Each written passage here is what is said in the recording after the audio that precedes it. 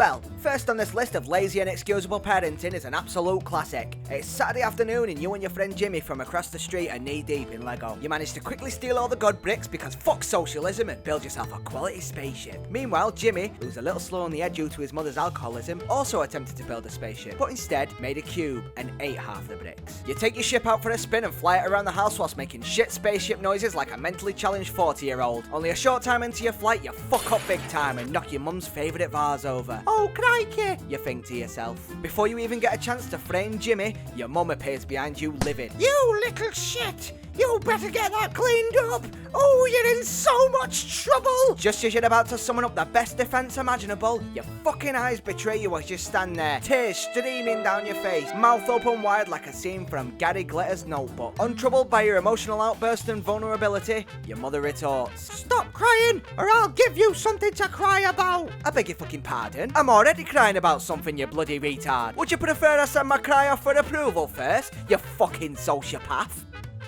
It's a lovely sunny Sunday. You've brushed your teeth like a good little boy and your hair's on fleek. You grab your jacket, pop on your shoes and eat a bogey for good measure. Just as you're about to head over to Jimmy's and play on his Sega Mega Drive because your family's too poor, you hear your mum's voice ring out from the kitchen. "Where do you think you're going?" "I'm just going to Jimmy's to play on Sonic," you reply innocently. "I don't think so, young man. You're going to help your dad clear out the weeds in the back garden." "But Mum, why?" "Why?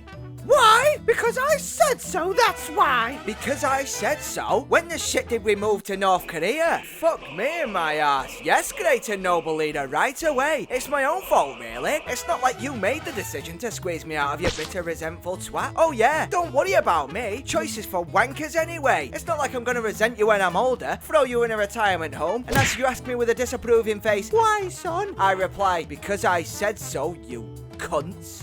Of all the redundant rhetorical nonsense that most parents bombard you with because they've internalized their own abuse, nothing quite emotes bewilderment like this next one. I'll set the scene for you. It's a lovely sunny summer's day and you're out in the park with your mum and dad. Half an hour into the walk, you start to feel a little parched. Right on cue, like God himself is fucking with you, you hear the soothing hypnotic sound of the ice cream van. Obviously you're too young for an erection, but if you weren't, you'd definitely have a stonking one right now. Mum, can I have an ice cream please? You plead giddily. "No, do you think we're made of money?" She snaps back. "Oh, but please, I'll have one of the cheap ones." I said no, don't ask me again. "Oh, but why?" You ask as a last-ditch effort as you start to accept the futility of it all. I said no, do you want a smack? Do I want a smack? Do I want a smack? Hold on a fucking minute, let me phone a fucking friend. Oh yes, please. Is there a choice of implements too? I'll take the spatula, I'm a bad boy. If I leave you a tip, do I get a complimentary fisting afterwards too?